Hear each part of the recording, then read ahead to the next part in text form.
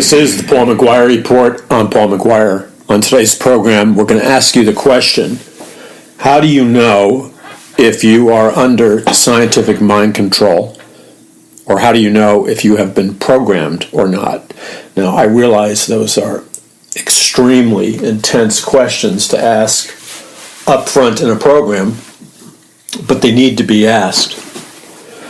And the other thing I would like to do before we get into today's program is issue a cautionary note. And the reason for that is that if you have been programmed, or if you are under scientific mind control, depending to what degree the programming has occurred, you need to be very careful. First of all, the disclaimer, I'm not a medical doctor, I'm not a psychiatrist. I'm a Bible teacher, so if you need medical advice or psychiatric advice, that I'm not giving, because that's not what I do. I would tell you just blanketly to consult a physician, but I'm going to also tell you better be very careful who you contact. Here's the point. We live in a world that most people alive don't understand the depth and to the degree of what is really happening. So in a sense, we live in a world of illusion. We live in a world that has been called a matrix. And the basic idea behind the matrix and living in a world of illusion, or with the advent of technology and computers, virtual reality versus real reality, is that you can be programmed scientifically to believe in things about yourself or about the external world which may or may not be true. That brings up the topic of cult programming. And maybe we'll start with the area of cult programming or mass mind control through television programming. I haven't decided yet. But I think that due to the nature of today's topic, I'd like to begin in prayer. And if you would join me in that prayer, I think it would be very, very important at this point. So, Lord Jesus Christ, many of us gather together now in prayer. And Jesus, we plead the blood of Jesus Christ over this entire program, over its contents, and we plead the blood of Jesus Christ over every listener, wherever they're listening to this, in the U.S. or around the world. And Father, we bind the activity of the principalities and powers and the dark unseen forces of wickedness in heavenly places. And we command those spirits to unlock and to be dispersed in the name of Jesus right now. We take authority over them. And Father, we call upon you, and we call upon your Holy Spirit to heal, save, and deliver people. In Jesus' name, amen. Okay, so we live in a world where the basic concept that exists in reality is the following. Well, it's actually two things, more than two things, but let's just take two things. First of all, we live in a fallen world. This is not the world that God created. It resembles the world that God created. But each one of us have a fallen human nature. Therefore, we're born into sin. And this fallen human nature and the fallen world that we live in whom the temporary god of this world is Lucifer or Satan, this all happened after Adam and Eve rejected God's command, rejected God's word, and then listened to the seductive words of Lucifer or Satan, who convinced them to disobey God and eat of the fruit of the tree in the middle of the garden. When they did that, they activated the law of sin and death, which changed their biological bodies, it changed their psychological beings and their spiritual beings, and it changed all of creation radically. So this world is a fallen world, and the people in it are fallen. They are not living and acting, even Christians, living and acting according to the perfection and wonder and beauty that God created us to live in. Because even Christians who have been saved still deal with the spiritual battle of a sin nature. And people who are not saved, in many cases, don't even attempt to battle their sin nature. They just give into it. Now, that's the first thing to understand. So this world, really, if you want to get right down to it, is in a sense an illusion, but it's real. It's an illusion because it is not the world that God originally created, and people are not acting the way God originally created them to act. So it's an illusion in the sense that it is not a realistic portrayal of the will of God and his intentions, the Creator, that God designed mankind and the world for mankind to live in as the Garden of Eden, paradise. I mean, look around. We're a long way from paradise, aren't we? So that's the first truth. Now, the second truth is that this world is the battle zone between the powers of darkness and the powers of good, or the powers of Lucifer and Satan and the powers of God.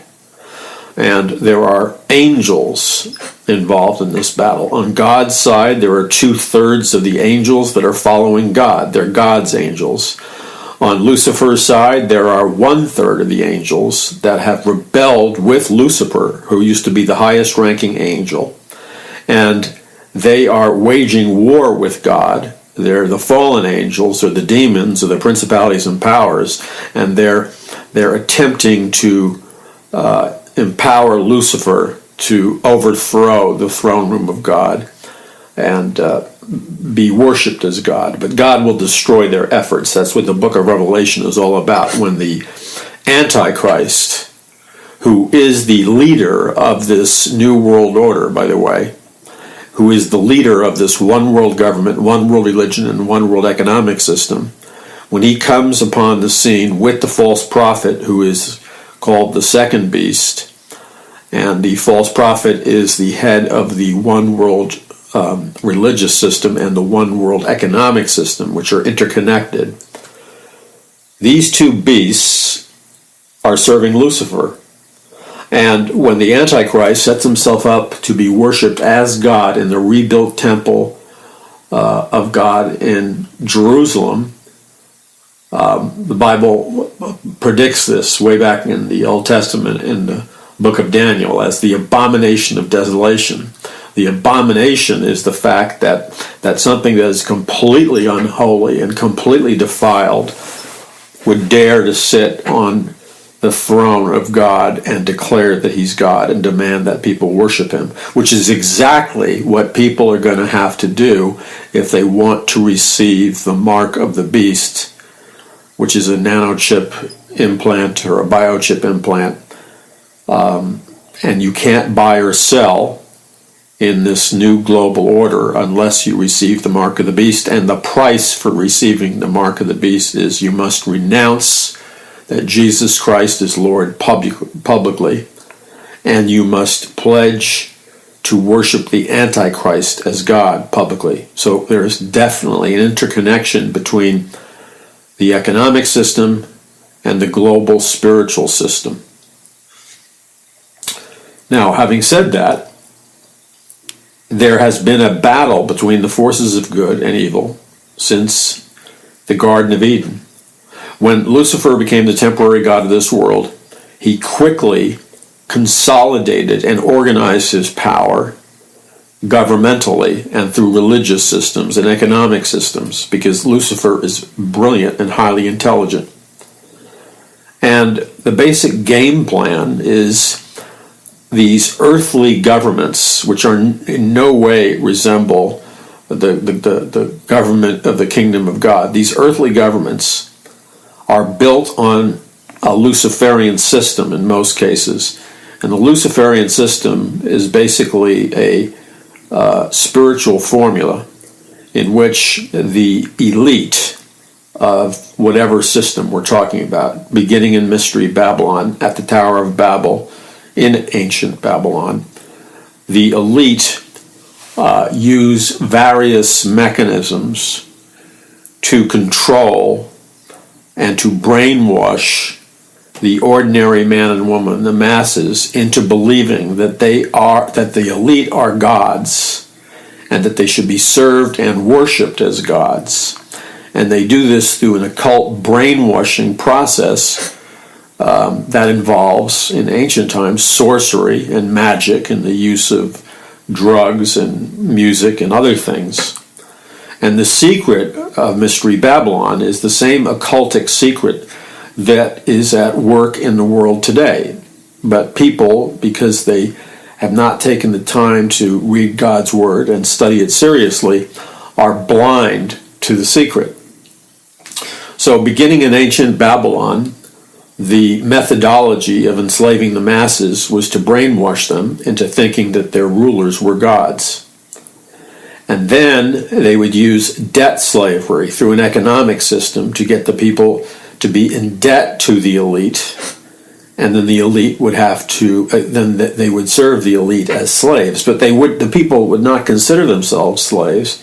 They would consider it their joyous spiritual duty to serve these god kings. And this is a Luciferian method of control that has been passed on throughout the centuries through secret societies and occult societies. So the usage of brainwashing, mind control, which back then was called, it was the same thing, but it was just called different names. It was called sorcery and magic and things like that. And then as the centuries passed, they began to merge the occult and supernatural powers of sorcery, of mind control, witchcraft, Satanism, true occult magic, and wizardry, etc. They connected the scientific, technological aspects of mind control with the supernatural aspects of mind control. And that's where we are today in the world. So if you're really talking about an in-depth analysis of what is scientific mind control, it always, when you get down to it, integrates a connection between the occult and Luciferian supernatural powers, along with science, technology, etc., etc. So, back in ancient times, like in the Pharaoh God-King system of government, or ancient Babylon, and throughout the empires, the Mayan Empire, and we could go on, the Chinese Empire, you would have the masses under the control, mind control, of these emperors, these god kings. Now, they used certain techniques. So if we go all the way back to ancient Babylon, where we have to understand that the Tower of Babel was developed by Nimrod, and the Tower of Babel was this architectural worship tower that was pyramidical in shape, and it reached into the heavens. It was a very high tower. So the worshippers would go to the upper platforms of the Tower of Babel and conduct worship there, occult worship, which would involve the worship of the stars and the worship of occult deities.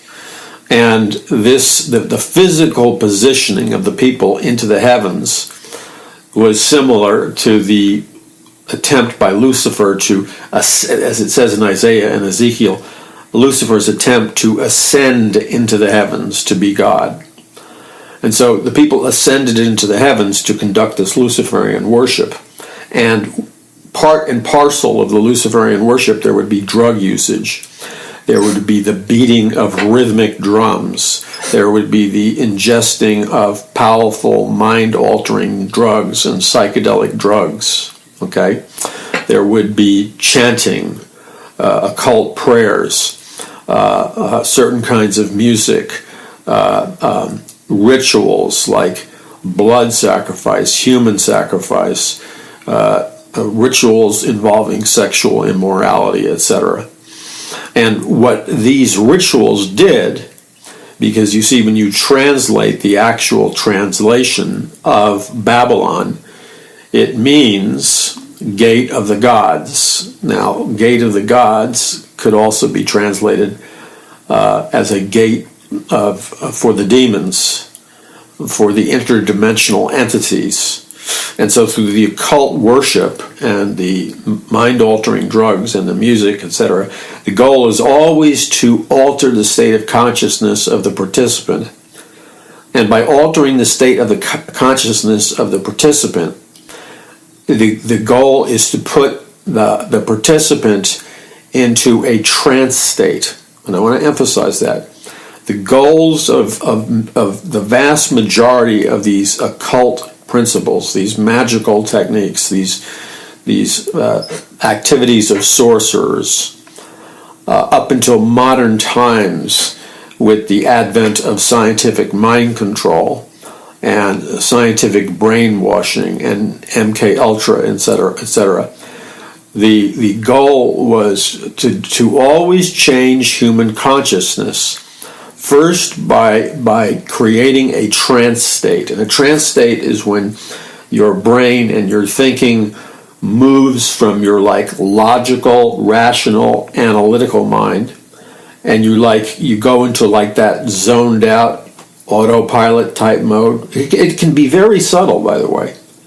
And what happens is when you put somebody in a trance state by altering their state of consciousness, you create, if you will, a gate of the gods.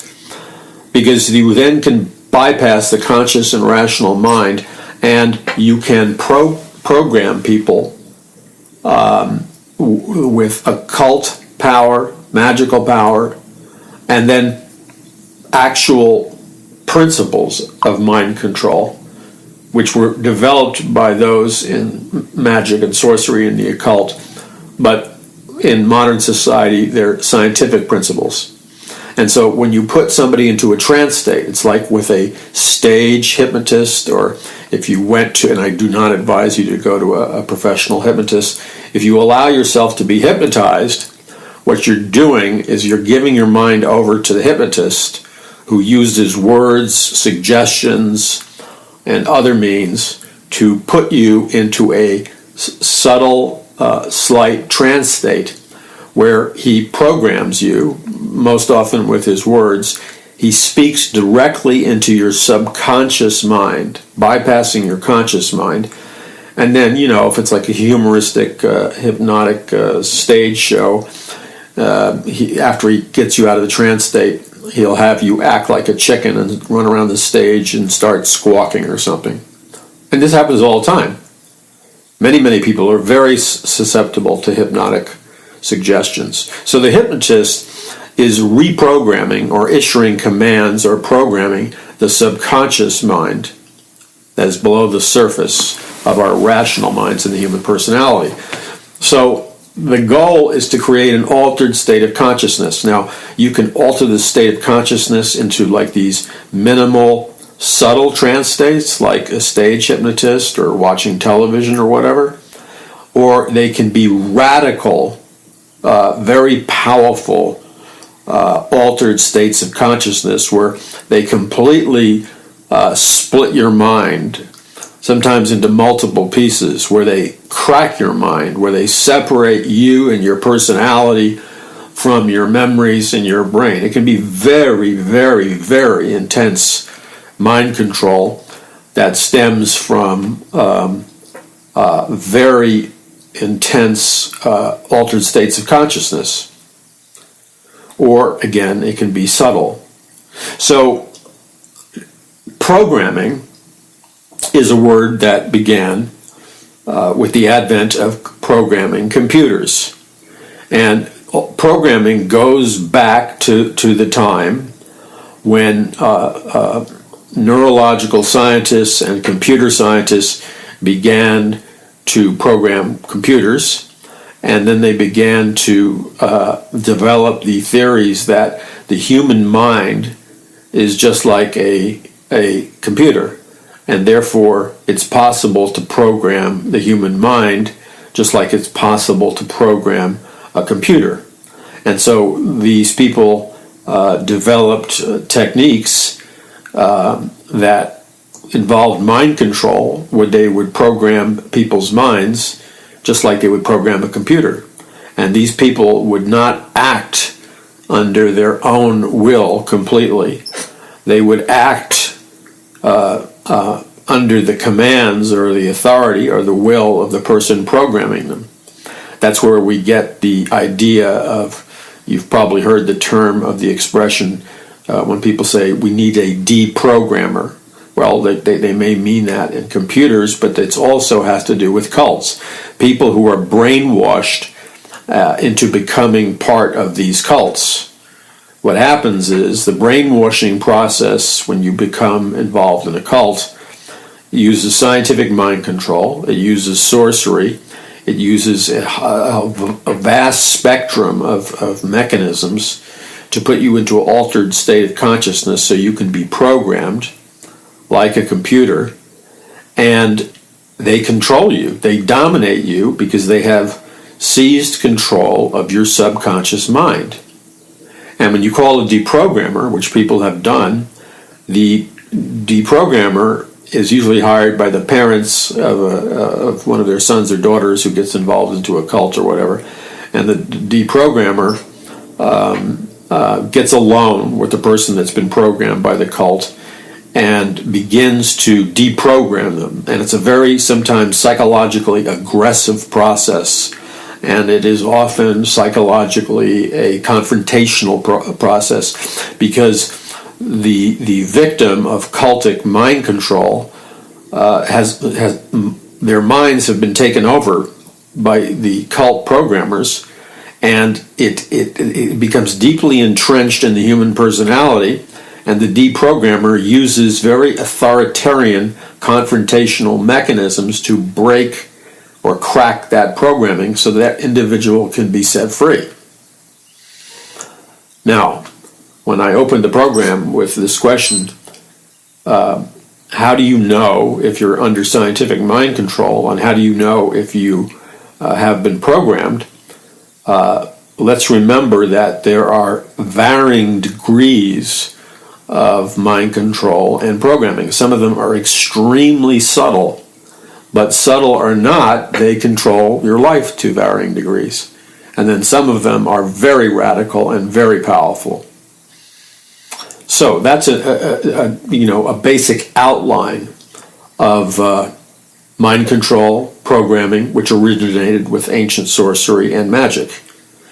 And then in a minute, we're going to bring these techniques, these methodologies, because they've now become sciences. They now occur with the use of technology, and they are extremely powerful. And they can completely dominate somebody's personality to the extent that people can live 10 years in a particular personality, having a particular life. And somewhere before that period, they were programmed deep in their subconscious. And their programming has been like hibernating in their personality. And yet they can see a visual symbol. Somebody can call them on a cell phone and repeat a short expression or a series of words, and then like pow, it's like a hypnotist using words to activate a command to squawk like a chicken or whatever. The series of words or the visual symbols act like a command, and they awaken the deep and powerful programming that has been lurking beneath the surface of this person's personality subconsciously for over a decade. And the next thing you know, this person is acting out and doing things that are sometimes criminal and very, very bizarre and strange. But they're unaware of it because they were programmed. And the programming occurs in their subconscious. And they can't always remember it. You're listening to the Paul McGuire Report. This is a very good program for you to send to somebody who needs it. And you know how to do that. You go to paulmcguire.us. That's paulmcguire.us. And you can send a link of this program on all kinds of social media. Also, we have the book at a 25% discount, Conquering the Matrix, which deals with conquering being under mind control or being programmed. And again, the book and this program are essential if you want to get to the answer of the question, are you under scientific mind control or have you been programmed? And it's really questions everybody should ask themselves. Not that you should run around in a paranoid state, but that you need to be cognizant of the fact that we live in a world where there are a lot of powerful interests that are seeking to program you or brainwash you to varying degrees. So visit paulmcguire.us, that's paulmcguire.us, and get yourself a copy of Conquering the Matrix. And also, we just have a couple of days left, 25% discount on a whole bunch of books up on the website, like Day the Dollar Died, Prophecy of the Future of America, Conquering the Matrix, Prophecy of the Future of America 2016-2017, but it continues on to today and beyond, and so many other books available for you at paulmcguire.us. We'll be back in a couple of seconds. You're listening to the Paul McGuire Report. I'm Paul McGuire. One of the things that I think it's important for all of us to understand, if you don't understand it already, is the foundation upon which modern scientific mind control has been built on, and its eerie connection to the personal computer and artificial intelligence and things like the Bilderberg Group and the Trilateral Commission. So let's delve into that briefly. Many of you have heard of the executive chairman of Google, Eric Schmidt. He seems to attend all of the Bilderberg Group conferences, or at least a whole lot of them. Now, Eric Schmidt is not only one of the top people at Google, or the top person at Google. Eric Schmidt is also a Bilderberger, and he's a member of the Trilateral Commission. So he is definitely on a financial level and on a power level, he definitely could be considered one of the elite globalists that we often refer to. The elite globalists who have a plan for this world in which they run it, they rule it, and I mean, they're not going to come out and admit it, but we're going to be working for them is a very polite word. We'll end up being their slaves.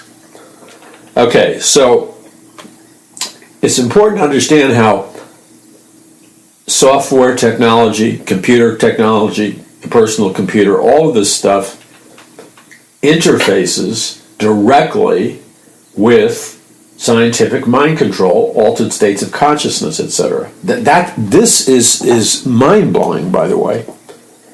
And I've been on the trail of researching this for, oh, good grief.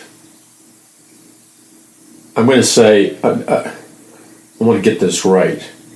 Well, 40 years at least, or more, because my research began at 15 years old. I know that sounds pretentious, but when you hear my testimony and stuff, you know that that's true. So Google is I'm not, well, Google appears to be, let's just put it that way, it appears to have a totalitarian side to it, like a science fiction totalitarian government. And Google is playing a key role, like Facebook, like all the other giant social media companies. Google is playing a key role in the bringing about of this new world order and the dream of the globalist elite for a one world government, one world economic system, and one world religion. And in fact, there have been numerous reports in mainstream magazines of the connection that many of these companies like Google and Facebook and so on and so forth have, in terms of that they were funded by the CIA or they have a relationship with the CIA that's very, very cozy. I mean, let's take Jeff Bezos, the founder of Amazon, who, if he's not the richest man in the world right now, he's close to it. Ask yourself the question, how did Jeff Bezos, who just, relatively speaking, I mean, he has a track record, but he also seems to appear out of nowhere. Now, we do know, because it's a matter of information that was widely printed about in even the mainstream media, and that is that Jeff Bezos of Amazon got, I think it was $300 million or more, or at least that's the publicly revealed amount, from the CIA. Now, the official story is the CIA was just hiring Bezos to build them some kind of cloud technology or whatever. But Bezos, the head of Amazon, has been known to have CIA connections. Think about this. I mean, really, just think about this for a moment. You're never going to hear this kind of analysis in the mainstream media, but it's factually true. Why is it that so many of the most powerful men and women in the world, especially among the tech giants, the computer companies, the internet companies, the moguls, they have CIA money or CIA connections, or some other intelligence agency like DARPA or the FBI or whatever. So, and these connections, by the way, go back to the 40s, 50s, and 30s. Now, I'm not talking about the tech giants per se, because they're not that old, and the advent of the personal computer and a lot of the software is relatively new. So it did not go back that far. But computers, the CIA, mind control and stuff, that does go back to the 40s or before. So the CIA sponsored what was called the Cybernetics Group, which was formed by or it was promoted through the Macy's conferences in the 1940s and the 1950s. That's how far back they were thinking about this integration of technology. Now, they didn't come out of nowhere. These computer scientists, CIA-funded cybernetics group, they were the offspring of the Frankfurt School, which was that radical group of professors that wanted to have a communist revolution via radical transformation of the culture. So they were seeded by those ideas. And that's eerie when you look into who these people are and the philosophies they believe. I mean, they certainly don't believe in America first, or they don't appear to believe in the Constitution or the Bill of Rights. At least not the Frankfurt School. So when we look at these groups, the cybernetics group, beginning in the early 60s, with we saw the explosion of the counterculture, and from the counterculture, the personal computer revolution also was birthed. Now, people weren't really paying close attention to the birth of the personal computer revolution, But when you analyze or connecting all the dots, the computer revolution seems to have come out of the CIA's MK Ultra program, which is connected to the Nazi mind control scientists' MK Ultra program, which involved the use of shock, trauma, psychedelic drugs like LSD, mind control, sleep deprivation, repetition, brainwashing, and the magic ingredient is LSD.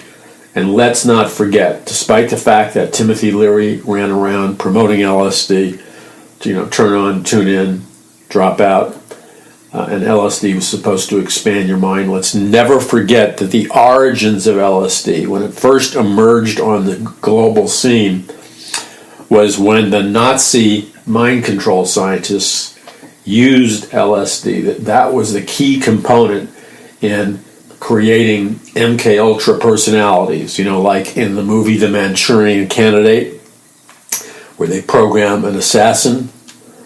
MK Ultra, you can program somebody, and there's a formula for MK Ultra programming, where you introduce an individual to severe shock. It could be psychological shock, physical shock, trauma, any number of things. Whatever it is that shocks your system, psychologically, biologically, that in and of itself doesn't put you into brainwashing, but it's part of the formula. And then you add to that, giving people the psychedelic drug LSD. Then you add to that things like sleep deprivation, listening to repetitive programming. You add to that you tear down the personality, you rebuild the personality, you program the personality. Okay? That's what the MK Ultra program does. So The Manchurian Candidate is a movie about that. The whole Bourne identity, super soldier thing, they don't really discuss it openly, but the implication is that Jason Bourne, of the Bourne identity, the reason he's such a hotshot assassin, super soldier, he has superhuman abilities in his intelligence, his fighting, his memory, the ability to speak multiple languages, and other characteristics. Well, that comes from real experimentation, and it's through the MK Ultra program that these born identity people, they're out there. There must be 4 or 5 best-selling books on this whole MK Ultra programming, and about 5 or 6 or 7 movies, if not more. I'm talking about major feature films with major stars that deal with the MK Ultra program. Not necessarily the CIA's MK Ultra program or the Nazis' MK Ultra program, but the similar program. You can have the same program, and you go from nation to nation, and it has different names. So the 2 basic mind control programming that began with MK Ultra through the Nazis, and then allegedly through the CIA's MK Ultra program, was to create assassins, people who could be programmed to carry out political assassinations, or super soldiers. And then another key characteristic of the MK Ultra program was to program people into being what they called sex slaves, or beta kitten sex slaves, which they were programmed to be both male and female, depending upon who the target was. They were like the ultimate. They were designed to fulfill the ultimate sexual fantasies of any individual, no matter how perverse and degenerate. And they use that avenue to get close to somebody of great power and importance, to bring that person down, to compromise them, to get secret information from them, and all kinds of things. So that program, you have a movie that's out in the theaters now, or was out in the theaters, called Red Sparrow, starring Nicole Kidman, and the entire movie is based on the Russian intelligence agency, and they had a secret program where they would program mainly women, but also boys, to be the perfect sexual companions to powerful people. And it was called Red Sparrow. But that's in all the mainstream movies. I mean, I don't know if people can connect the dots, but that's what it's about. You have the Jason Bourne movies. Oh, there's so many. I forgot all the other movies because there's I'm having a mental blank right now, but there's a slew of movies that openly talk about this MK Ultra. If they don't use the words, it's about that anyway. Okay? So, one of the things that we have to understand was that cybernetics, which basically believes that you can program people like computers, used the principles of the MK Ultra program, because using LSD and other factors, you could program people, and they wouldn't be aware of their programming. It would be in the subconscious. And supposedly, there were tens of thousands of young children experimented on during the 1950s and the 1960s who were victims of this. And some of them, who are, older adults now, they're suing, I don't know who they're suing, whether they're suing an intelligence agency or the university hospital where they were programmed, but their memories were erased. They were subjected to shock and trauma. They were subjected to brutal torture, mind-altering drugs. Why the brutal torture? Because the brutal torture is a shock to the system. And these people were supposed to have their memories erased, but after they left this facility that was programming them by a Canadian psychiatrist who turns out to be he's so prestigious, this Canadian psychiatrist. He's the head of the World Psychiatric Association. And the guy is basically a Nazi-style mind control programmer who absolutely brutalizes people. He ties them to in bed for like 6 months, drugging them in a semi-conscious state, playing mind control programming tapes. Then things like breaking bones, sexual assault. I mean, it's criminal. It's so demonic. It sounds like a depiction of hell on earth. And that's what these people did and perhaps are doing. So,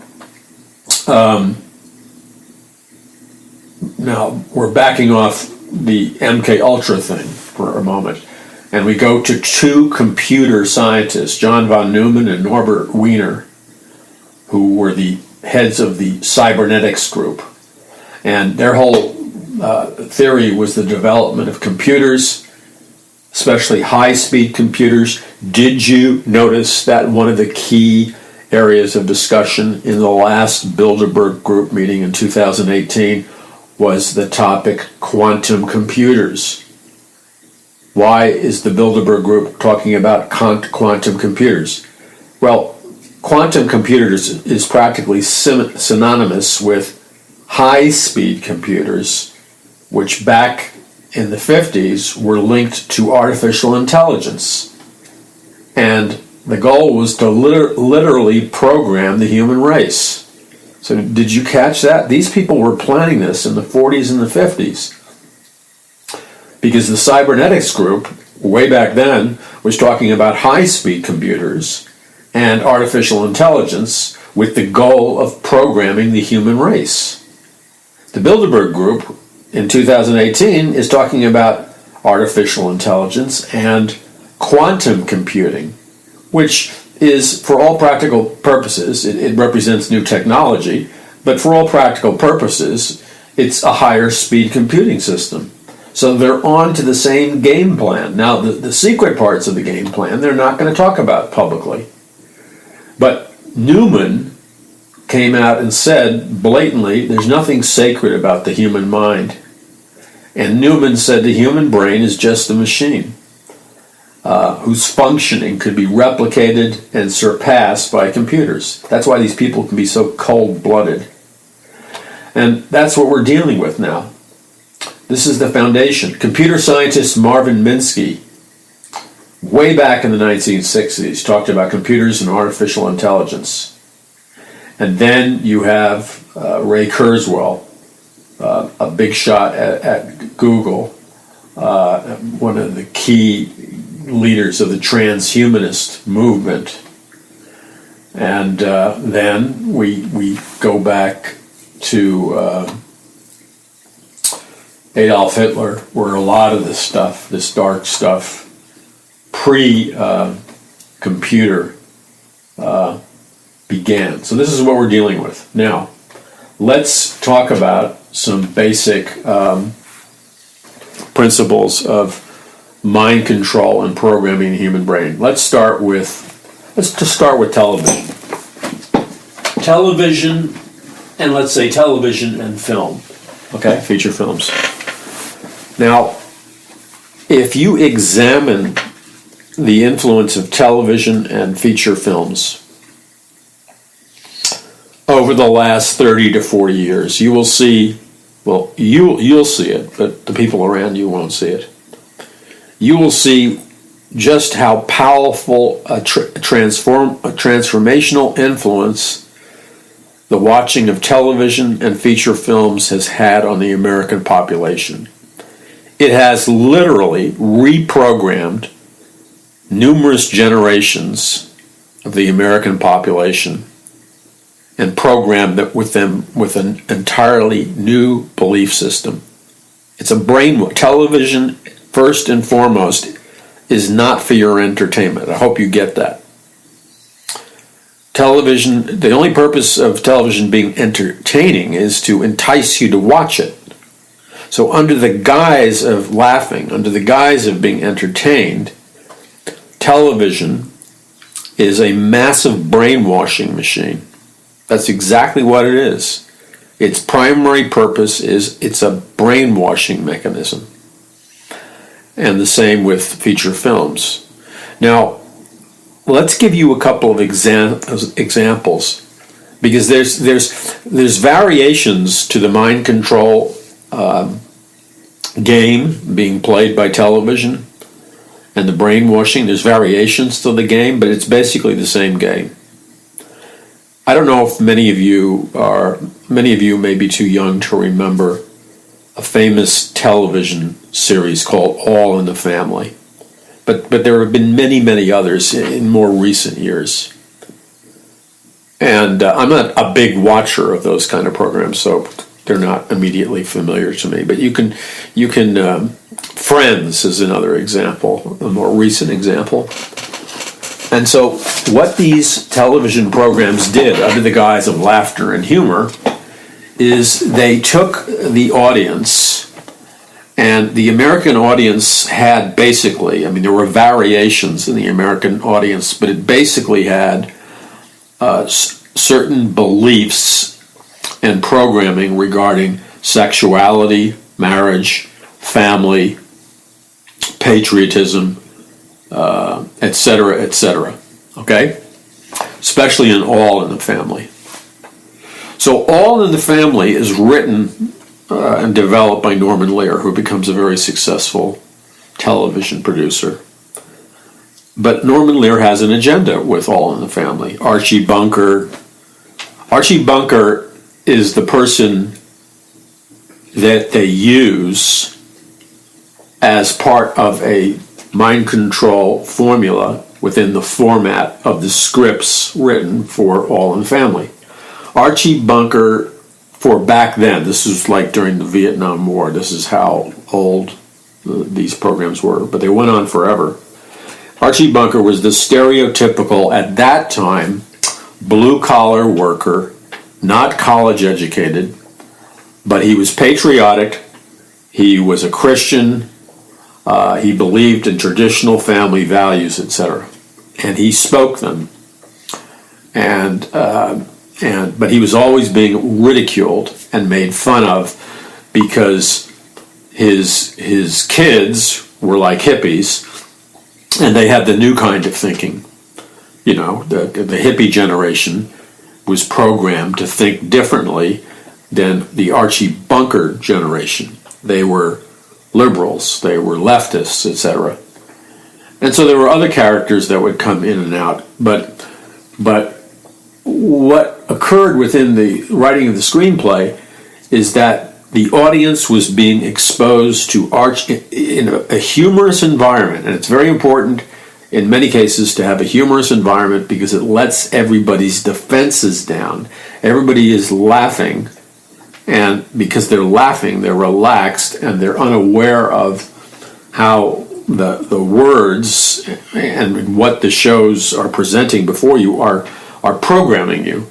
So Archie Bunker represents the fixed set of beliefs of Americans in earlier generations, which are quickly disappearing today.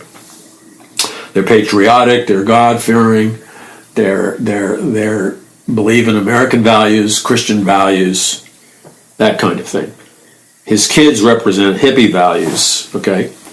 And so they're constantly in situations when they're in conflicts and arguing, and Archie Bunker is stubborn and bullheaded and stuff. But you see repetitively over watching many programs that very slowly many of Archie Bunker's beliefs begin to be changed through the interactions of his son and his son's girlfriend or wife or whatever. I don't know whether it was girlfriend or wife. And so what that program was, it's a social change. The program functions as a social change agent to use brainwashing, to use mind control, to transition people, persuasion, to transition people from one set of beliefs to the set of beliefs of, Norman Lear is very liberal, radical, progressive ideas, and he wants everybody to have those belief systems. So he's transitioning people through his media, like All in the Family. Friends does it also. Many movies do it, where what you see, you're being exposed to transformational thinking, okay? And it really doesn't matter whether you're aware of it in your conscious mind, because I'm sure there was a huge percentage of the audience that was aware of the fact that their minds were being changed on a subconscious level by watching All in the Family and Friends and many other programs. But the deeper changes are always occurring on a subconscious level where you're being programmed. Okay? Now, you have to understand this from a giant picture perspective. You have to understand it from a global perspective. You have to understand it like if you were looking at a massive wall with billions of dots. You can't grasp it unless you can somehow sketch out and connect the dots of all the different stuff that's happening. So you have not just the All in the Family show, or Friends, or the latest TV shows. Now, we're talking about hundreds and hundreds of different television shows over a period of, I don't know, good grief, 30, in my lifetime, 30 or 40 years, less, okay? Where the overwhelming majority of television shows today, and it's increased. You know, there are some conservative, what you would call conservative television programs, like, what is it, Blue Bloods with, they're a Catholic family. They basically believe in most traditional American families. But if you look closely, they have been changed. They have been gone through the transformation because they have certain sexual values and other values that conservative Catholics certainly did not have 25 or 30 years ago. So they've been transitioned too. But comparatively speaking, they still represent patriotism, Americanism, etc., etc. But what is Blue Bloods? It's like 1 out of 200 television shows. The amount of like television shows that have a conservative message is like minuscule. It's like less than 1%. It's like 0.05%. It's ridiculous. And you have, in the conservative television shows that are really popular, I forgot the actor's name, but I don't know if he's on the air or off the air or what, but he had a very popular TV show where he's like the manager of this giant camping store. And he's firing out very conservative statements and jokes all the time. And the heat is on the guy, you can tell. And they were going to take his show off there. I don't know if they did. But one thing you have to understand, this computerized media machine like television, etc., despite all their babbling about diversity and tolerance, you'll notice that uniformly, without exception, all of these media machines that are constantly propagandizing about how important it is for us to be tolerant and respect diversity, that they have absolutely zero tolerance for any diversity except their definition of it, and they have absolutely zero tolerance of tolerance of anybody else's ideas except their own. And they will be absolutely ruthless and brutal if you dare to transgress. You will be fired in a nanosecond. So, all of these television shows, now think of this with me here. Think of the average mind. I forgot how many hours a day the average person in America watches television. It's a lot. And youth, it's a lot. It's diminished somewhat because of cell phones and computers. But they're basically sending out the same message in different ways. So they're still programming people. It's just they're doing it in a different way than television is. But we'll stay away from that a little bit right now and go back to television. So understand that all these shows, you have the characters in the show who are like the heroes, the popular people, the people in the show that are the stars. They're always the ones that are more popular, considered sharper, depending upon what kind of show it is. They're more attractive, more intelligent, or at least that doesn't equate for many kinds of shows where the star may be not attractive, but in certain shows it does equate. So the dynamic is that the stars of the show basically, or almost all the stars are basically, they represent the point of view or the position of what the programming is all about. Programming you into believing and accepting a particular belief system, transitioning you away from conservative, Christian, family value belief system. These shows are about the business of working you over psychologically, brainwashing you, using mind control and other techniques to transform your mind. Now, older people, it's more difficult to do that because they're set in their ways. They're locked into their belief system. So who they really want is the younger generations.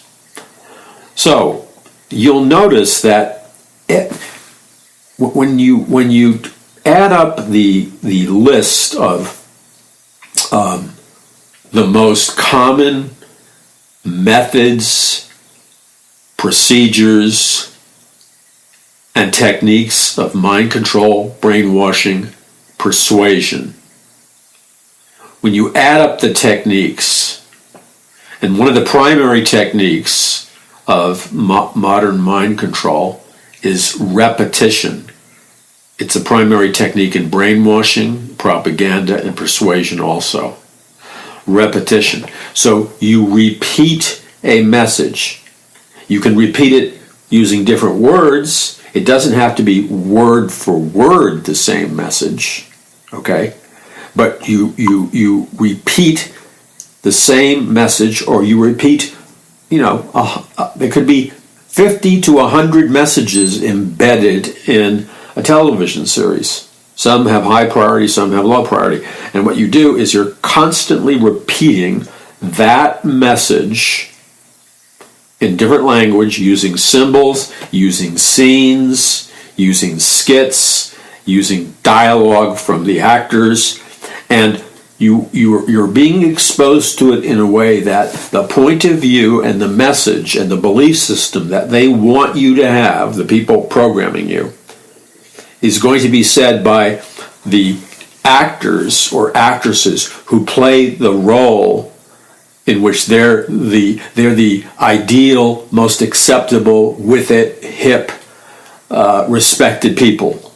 They're the ones that will always be using in their dialogue the programming message is repeated over and over again. They'll take actors or actresses that are odd, that people hate, who are losers, who dress sloppy, who look crazy, who act wacky or nuts and it's not funny, or they look distorted or weird or out of it. Those will be the people that will speak out in their dialogue or their monologues or their behavior. Those are the ones that will communicate the message or belief system or values that the programmers want to destroy, demolish, and eradicate. Okay? So, for example, they want you to believe in globalism, and they want you to hate nationalism. That will be weaved into countless dialogue by the actors, countless scenes. Inevitably, the oddball, the screwball, the nut, the psychotic, the person that you don't like, the person who's an idiot, okay? They will be the ones that will always, through their behavior or through their wording, will say that they're for nationalism or that they support Trump. Okay? So the only people saying that they're for nationalism and support Trump, or they're for patriotism, are the wackos, the extremists. And they will really make sure the wackos are really wacky. And they'll really make sure that the extremists are really extreme. And then skits, plots will be built around bringing forth these ideas. Now, the people that the programmers want you to emulate, the people, the actors who play the roles where they look good, they look sharp, they dress well, they come off intelligent and convincing, they're heroic. They use that as a kind of peer pressure into brainwashing you in two ways. First of all, by the way they look and project themselves as respected. They look like they have their act together.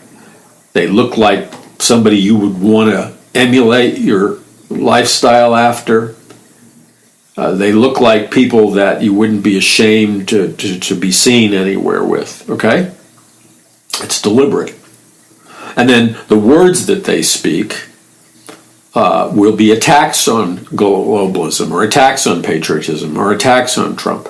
This is how brainwashing and mind control works. Now you say, well, that's very simple. Yes, it is simple, but it's not as simple as you think it is simple. It's far more powerful than I just presented to you, because there's a multiplying effect that occurs. What I just outlined to you is just one psychological mechanism, or I outlined to you a couple of psychological mechanisms at work in mind control through television or brainwashing.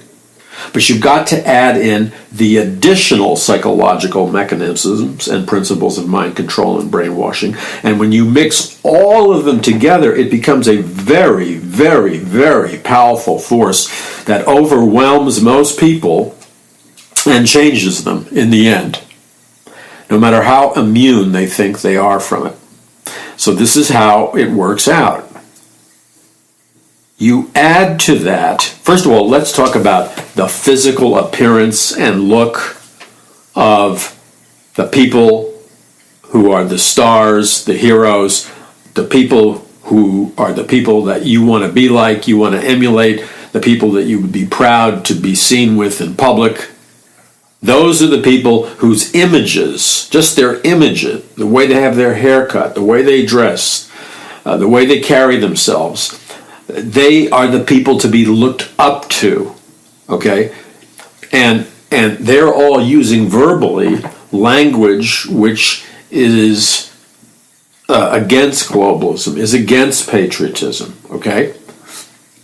So they, just by the way they look, there was a famous communications theorist named Marshall McLuhan out of Canada, and he coined the expression, the media is the message, or as some said, the media is the massage, okay? The media is the message is really just a clever way of saying what you are speaks so loudly that I can't hear you.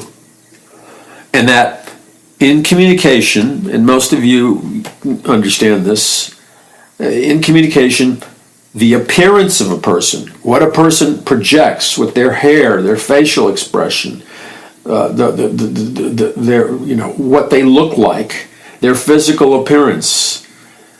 Are they disheveled? Are they dressing in fashion or out of fashion? What they are presenting visually, their visual image, their auditory image, okay, is more powerful in affecting the average person, okay? That is the lasting impression. And they say first impressions are the most powerful. So people are judging you primarily by visuals. They say they're not, but they are. Same thing in voting for a president or whatever. People are being judged on the visuals.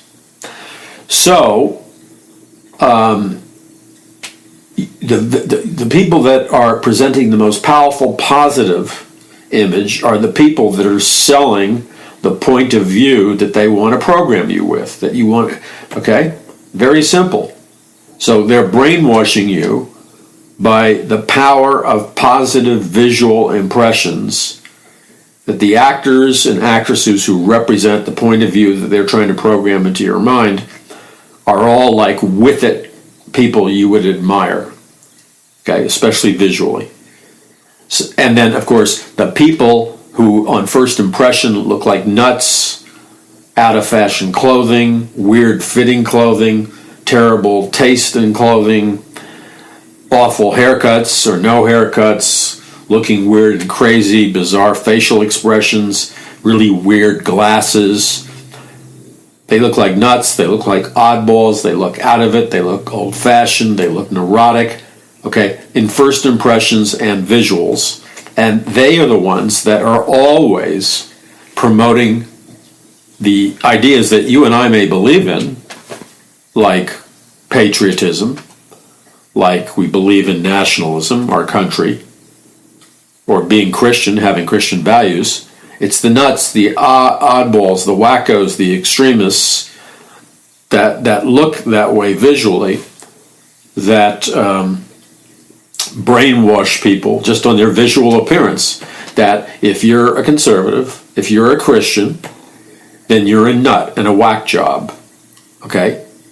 Then you're repeating this over and over and over again, not in just one particular show, not just in one particular show's television series, how long it's on the air, but you're adding up hundreds or more of different television shows which are using different actors and different methodologies, but they are repeating over and over and over again, visually and with the actors' words and dialogue, the same beliefs, the same indoctrination, the same mind control, the same brainwashing.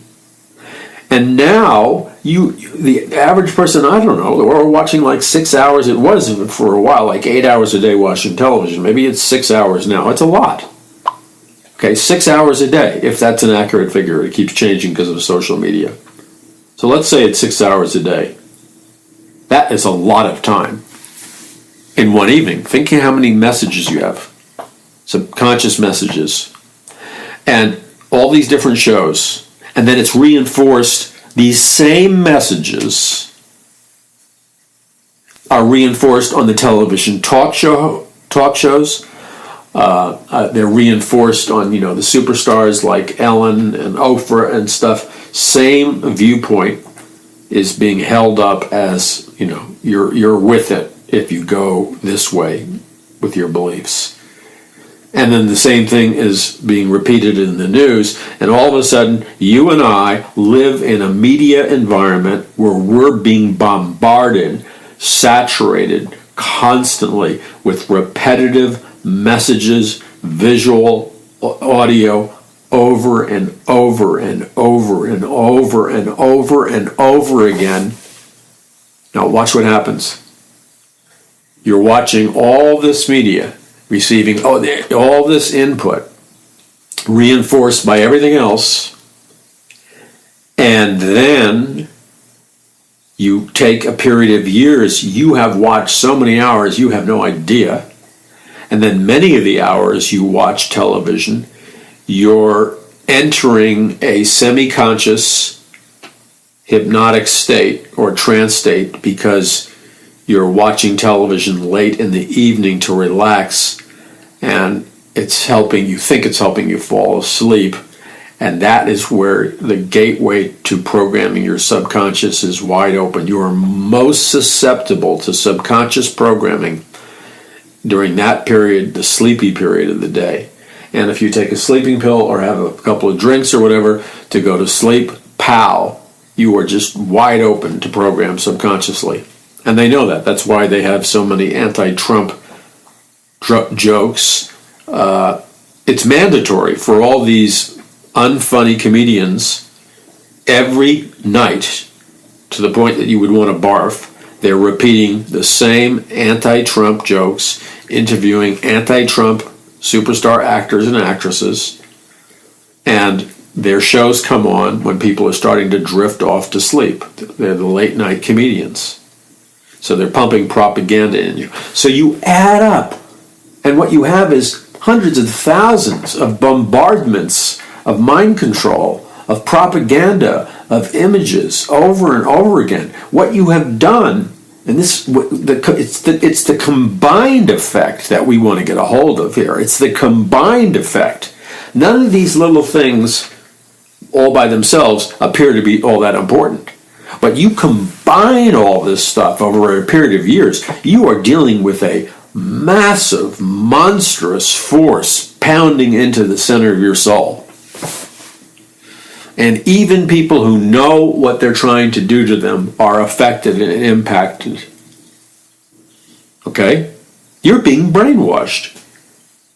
And anyone who argues against that and says that's a conspiracy theory, you talk to anybody who argues against that is a complete idiot and a fool. And this is why.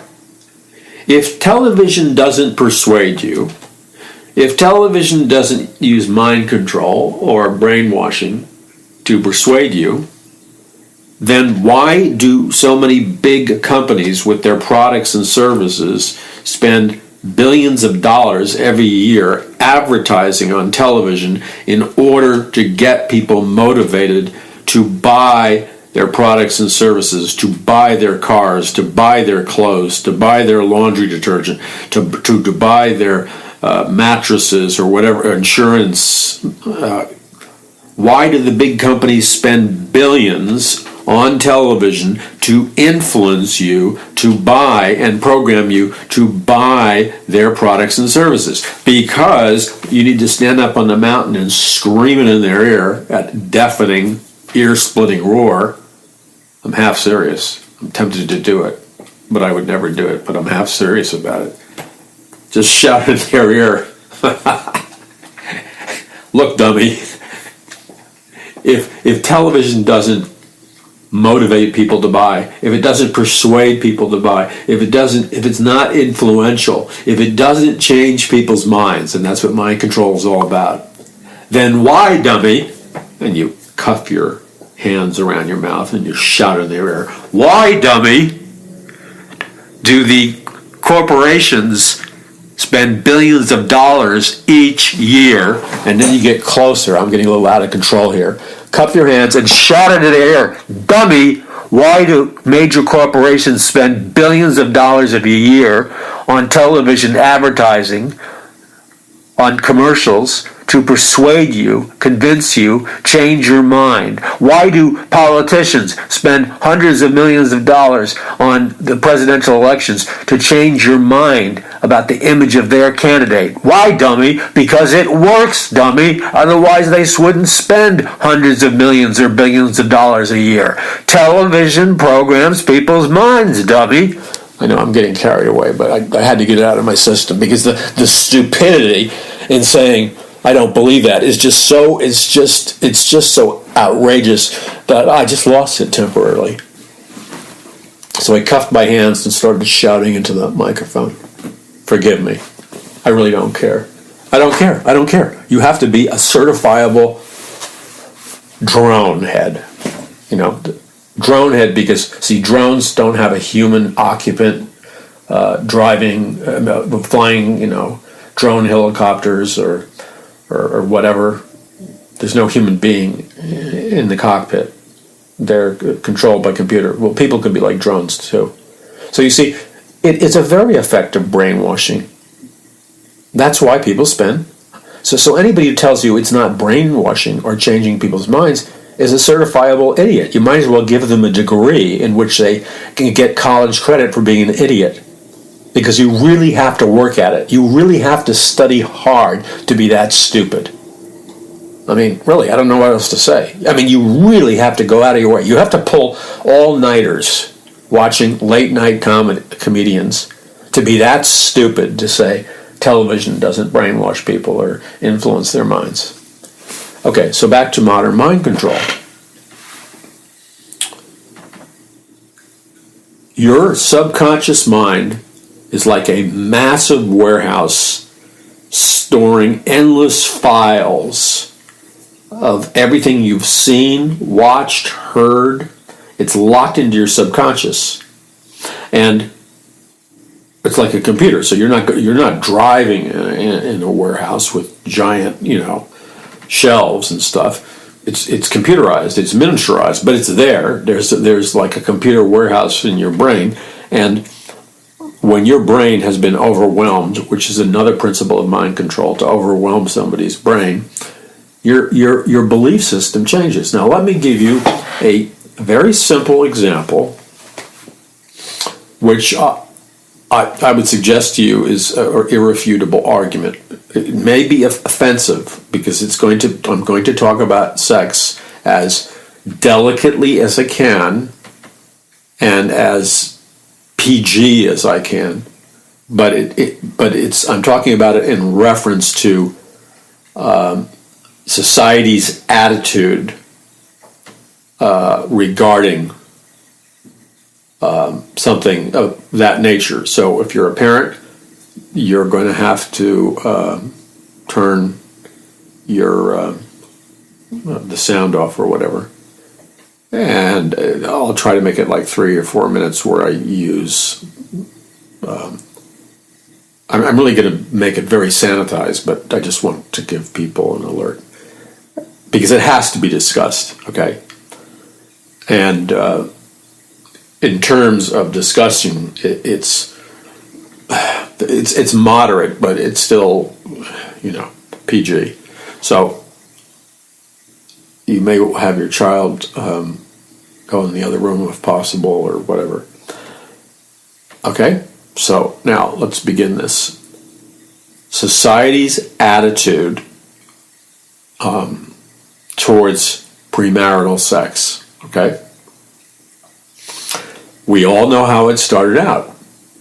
We would begin to see movies and television shows. First it was movies, because movies always push the envelope first, it seemed.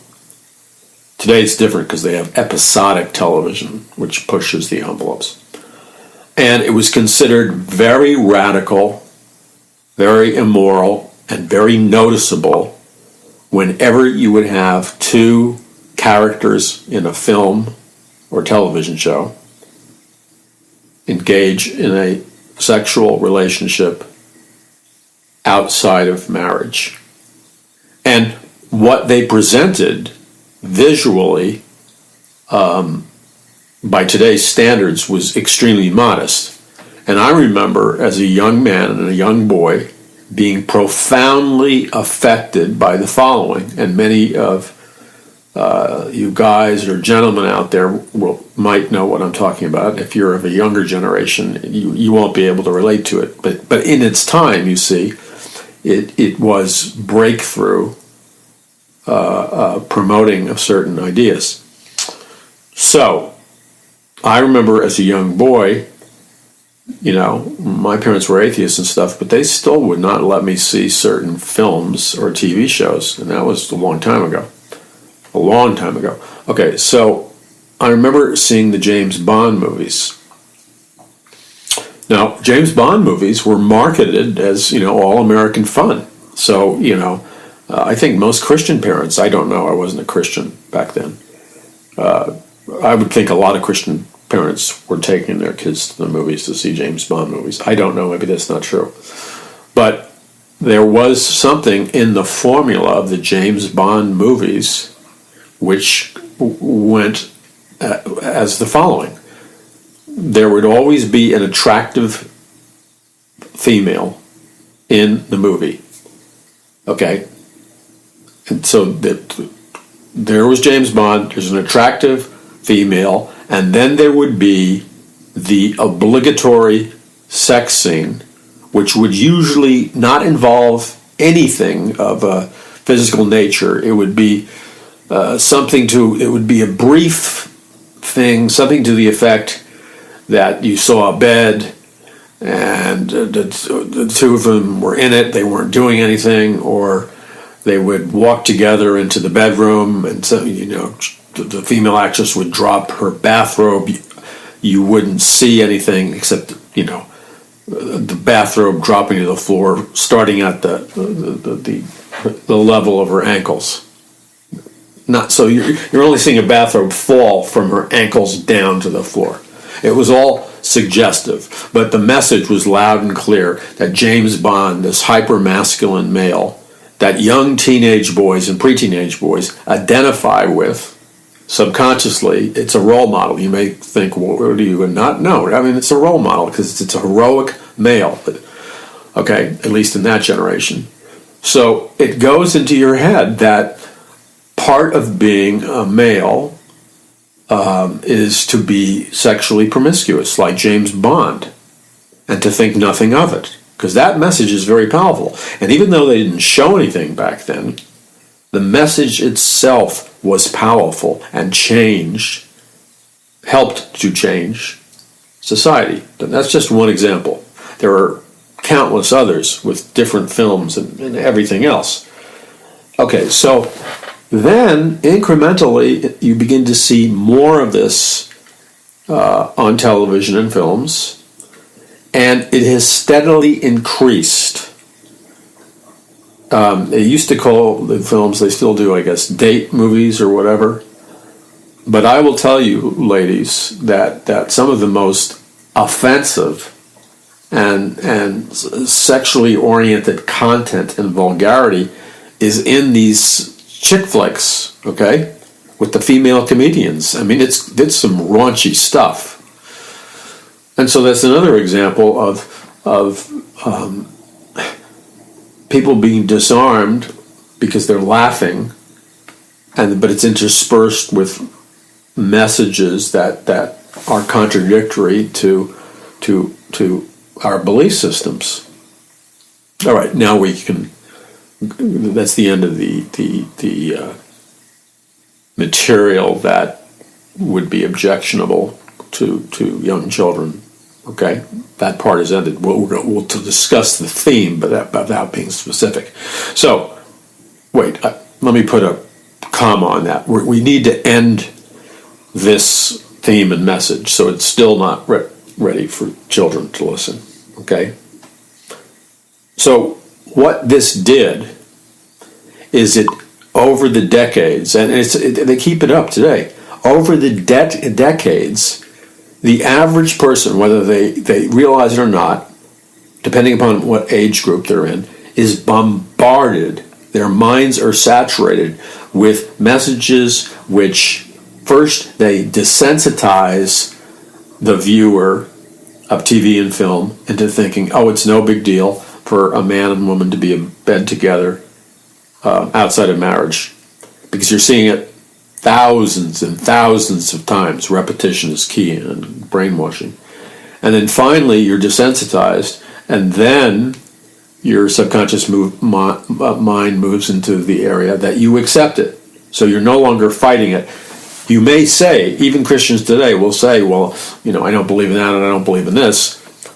Consciously, but subconsciously, they've accepted it. And the transformation has been made in society. Because this is now not even really an area of discussion. I would say the vast majority of you that are parents and you have either older teenagers or young adults or grandchildren, I don't care how Christian you raise them, many of them are in this area not living a biblical lifestyle, because it is now the new norm. You see, when you've created the transformation, when you make it the new normal, and it is now the officially established position of the general society. I'm sure there's millions of Christians who are privately holding to their biblical beliefs, and they're committed to their Christian and biblical beliefs.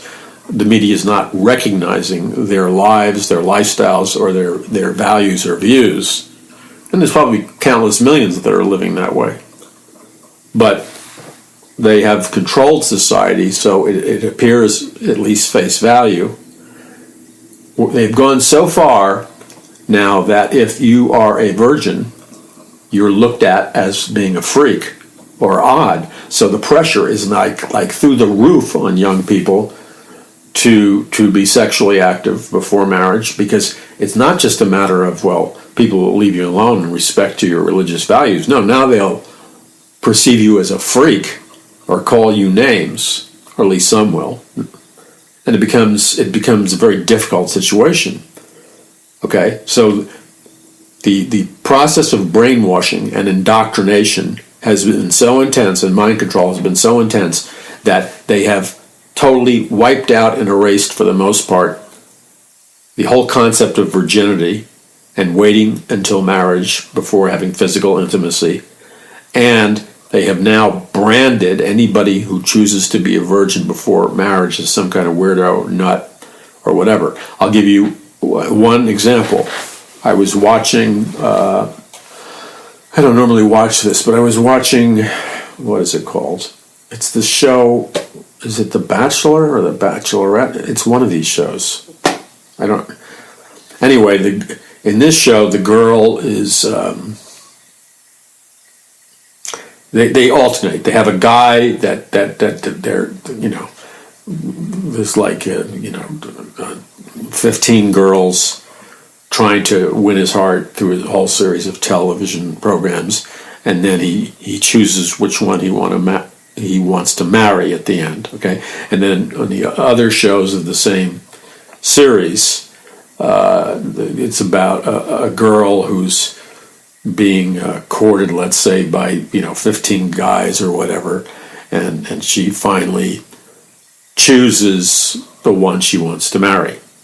So, and there's a whole series of things in the show where they creatively, in an entertaining way, allow an opportunity for people to talk and stuff and get to know each other. Okay, so this guy this girl is about ready to make her choice, and she narrows it down from all these guys to 3 potential guys that she could one of them she wants to marry.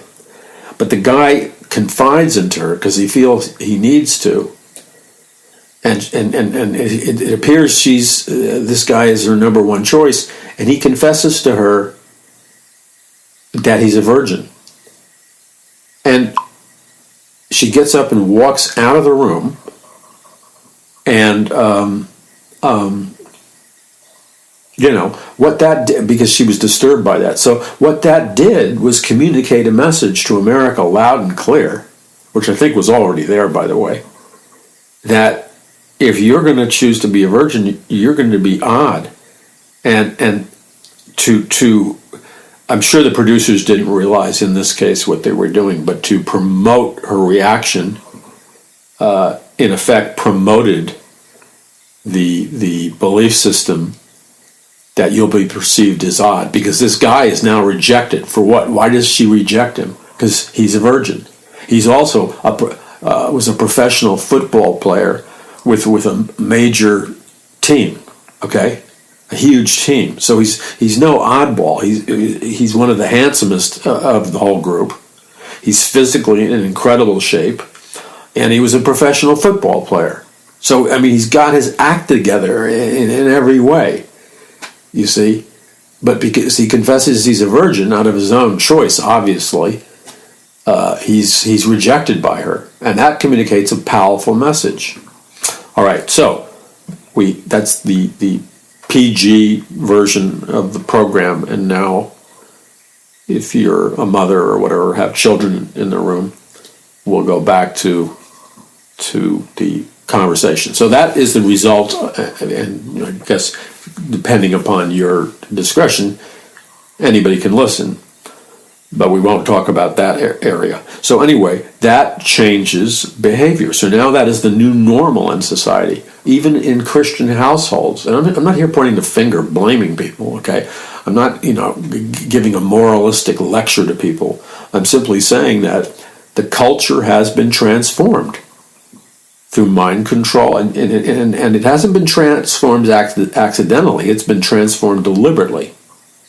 So I think I'm going to call this, how to know if you're under mind control or if you've been programmed, number one in a series, because there's no way in this program we're going to be able to give people all the answers they need. It's too, we can't start at zero and get up to speed fast enough.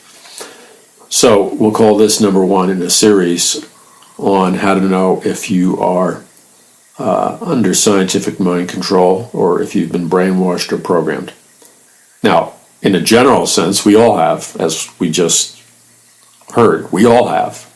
And we are all being indoctrinated, etc., in ways that we don't understand and realize. So we're all programmed.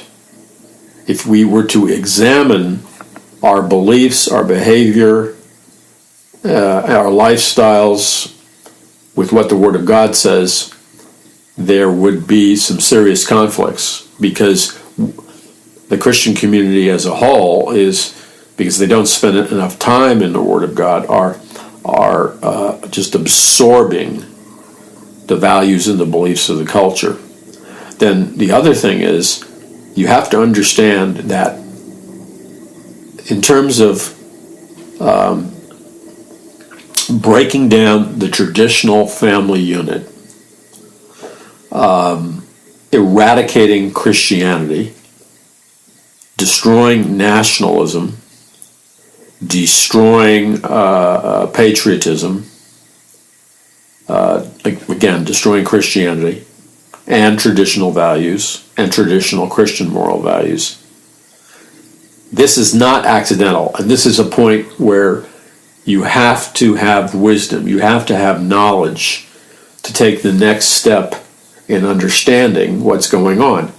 Because unless you're willing to take this relatively bold step, it's only bold because the people all around you are trapped in a mind control grid, and they can't see it. So their world's going to be rocked by your revelation and understanding of what's really happening. But you've got to take this bold step, because if you don't take this bold step, you will never penetrate the barriers that mind control has put in your consciousness subconsciously. All right, this stuff is so important. I can't stress how important it is, and so I'm thankful to be able to offer, as part of our 25th anniversary. My ministry is way more than 25 years anniversary, but this program, the ministry of the Paul McGuire Report, we're celebrating our 2-year anniversary, and we have a 25% discount on the books listed up on paulmcguire.us, and you need to get a copy of Conquering the Matrix, which is all about how to understand whether or not you're brainwashed or under mind control, and you need to get yourself a copy of Mass Awakening that deals with an entire society, or groups in societies becoming free from mind control and being awakened. The Day the Dollar Died, A Prophecy of the Future of America, where I talk about this subject and popular culture, like the Beatles, the Charles Manson family, and how this all connects to what I'm talking to you right now about. And so go to paulmcguire.us and get yourself a copy of these copies of these books. Visit paulmcguire.us. We'll be back in just a moment. I'm Paul McGuire.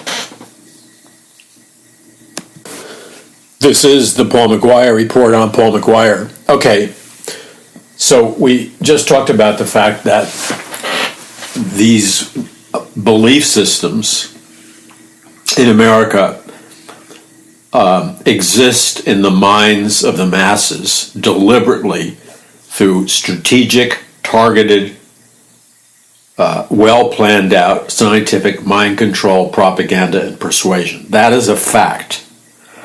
And the only way you can deal with people who challenge you on that is this is why Christians end up looking dumb and they're not respected. Because knowledge is power. Whether you like it or not, knowledge is power. You don't have to be a PhD in everything. But if somebody says, I don't believe that, you need to this also builds your faith, and it builds your security in your belief system. You have to have knowledge of the facts so that if somebody challenges, and people challenge me constantly, you have no idea. And I'm not going to get out a violin and have you all cry for me. I'm not going to do that. But look, I get challenged constantly. You have no idea. Don't feel sorry for me. I chose it. It's part of being on the front line. But you have no idea. You know, there are certain environments that I'm in. The environments where you see me speaking to a conference and everybody's laughing and they obviously are accepting what I'm saying. And on television programs where the vast majority of the time, with some exceptions, people are in agreement, basically. They may challenge it a little bit, but they basically accept what I'm saying, and I'm viewed as a respected authority figure in many circles. So that's what you see a lot of me when you see videos and television programs I appear on and conferences that I speak at. And then, you know, I'm on the hit list of the radical left, and of course they cherry pick me and attack everything that I say. But, you know, that's like, I don't really care. So, but the why I was laughing is because, you see, the video exposure and all that stuff is it's a subculture. It's a large subculture, but it's a subculture in everyday reality, interacting with relatives, family, friends, associates. I mix with the same people that you mix with. And not everybody is going to give me a standing ovation for what I'm saying. You know, I mean, I don't want to damage certain private areas, so, But the thing is that I'm laughing because it's so sad. That's all I could do is laugh. It's sad. But you know why I'm laughing, because you experience it too. You bring up a topic, you drop your guard for a moment. When you're opinionated like me, and you must be very opinionated or you wouldn't even listen to the program, you express your opinion sometimes when you shouldn't. And then they accuse you of being a conspiracy theorist. And depending upon how good their relationship is with you, they'll be kind of they'll have kid gloves on. But basically, they think you're a conspiracy nut, and you believe in conspiracy theories. And inevitably, it's very hard to deal with people that you know and have friendships with and relationships with, because you don't you can win the argument. I could win the argument 100% of the time, but I would destroy the relationships. I would have loved ones, family members, people I know never talk to me again. So I'm very careful, because I can win arguments, and I have done my homework, which some of them can argue, but all of them haven't done their homework. So I don't want to go around destroying relationships and stuff. But every once in a while, you let your guard down, like I did the other day. I won't tell you what I did, but I get this email from a loved one, and dear God, what's going through my mind is like, they sound like they're in a cult, okay? But really, the cult that they're in is the cult of what you're watching on television every night. This mass hysteria. I was sarcastically going to call it the anti-Trump cult. And so I just kind of, I was trying to break the ice, which was a mistake, because I've learned from experience, and you probably have too. And people say, well, that's a biased and prejudiced mark. This is what I've learned, is that the current generation of liberals and progressives and leftists are not like the ones that I grew up with, and they're not like the ones that I was. They're very insecure deep down inside, and they can be very bold and in your face and aggressive in accusing you of all kinds of stuff. But if you dare to just calmly and politely refute their position with facts in a calm way, they go berserk. So I've learned the hard way. I've learned to, when dealing with that, I've learned to be very careful and recognize that they become upset very quickly. It's not an equal playing field. And if you think it's an equal playing field, which I don't think you do, you understand exactly what I'm talking about. So anyway, back to the general thing. The power to this, our society has been deliberately transformed. It's been deliberately conditioned, brainwashed. The principles of mind control have been deliberately aimed at American society. All the transformational techniques, okay? Our society, America, European Union, Australia, New Zealand, and nations around the world are the products of scientific mind control right now, propaganda and brainwashing. That is the truth. And the proof is that if you do your homework, you can come up with documented examples of this. The existence of the Frankfurt School, which were a group of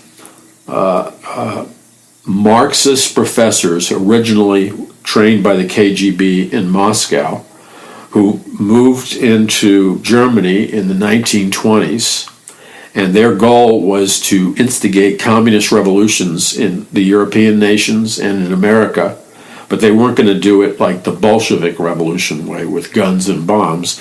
They were going to do it through instigating a cultural revolution. And this was a highly sophisticated operation. It's still ongoing. But when you read their itemized agenda, which they have like number 1, number 2, number 3, and also if you read in my book, A Prophecy of the Future of America, And if you read my book, Mass Awakening, you'll see a list of their goals with documentation.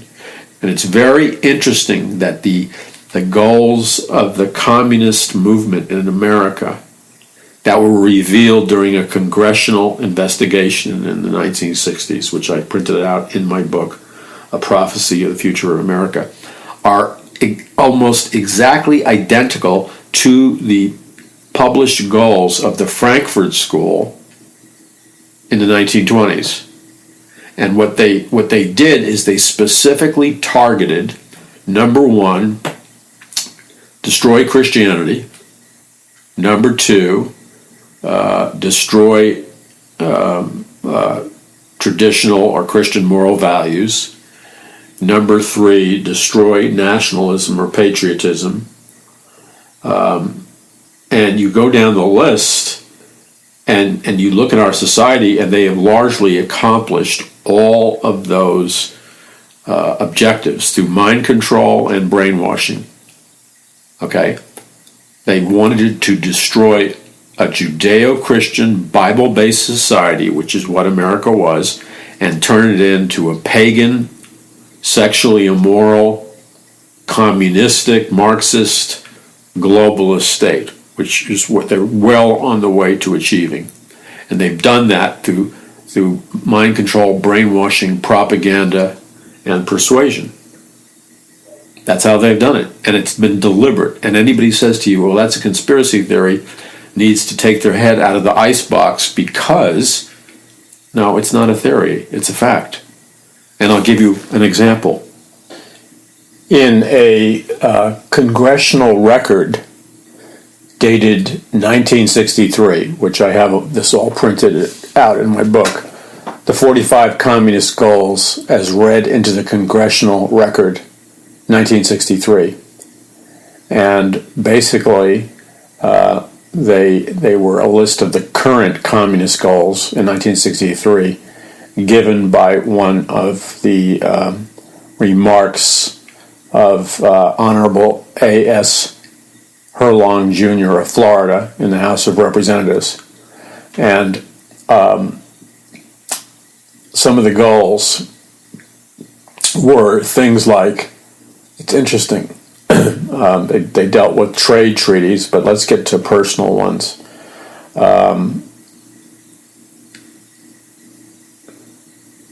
They deal with brainwashing and mind control. So, for example, number 17 on this list of communist goals is this. It's very important.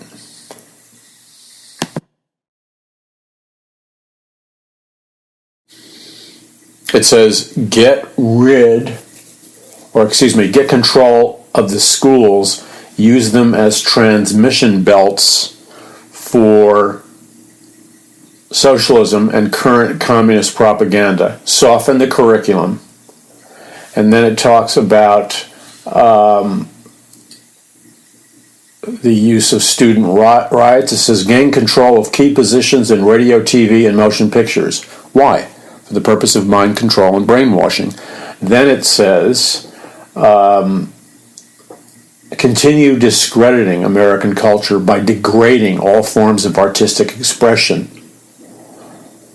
One communist cell was told to eliminate all good sculpture from parks and buildings and substitute sculpture that are shapeless, awkward, and meaningless forms. And then eliminate all laws governing obscenity by calling them censorship and violation of free speech and free press. Break down cultural standards of morality by promoting pornography and obscenity in books, magazines, motion pictures, radio, and TV. Promote degeneracy, promiscuity as normal, natural, and healthy. So on. And discredit the Bible, infiltrate churches, replace revealed religion with social religion. So you see that the game plan was really mind control. All of these things were methods of influencing and controlling people's minds. And that's why, whether it's on a personal level, which we're going to deal with in this series, or on a national level, it's very important that each of us become aware of the techniques and the goals of people that employ mind control, persuasion, and propaganda. And then we also need to understand how we can be under the effects of mind control or brainwashing without even realizing it. And then we ask ourselves the question, well, why are we acting this way? Why are we thinking this way? What is causing this? Well, what's causing it is we have been exposed to programming that has changed our thinking and changed our behavior. You're listening to the Paul McGuire Report. I'm Paul McGuire. Spread this message far and wide and visit paulmcguire.us. That's paulmcguire.us.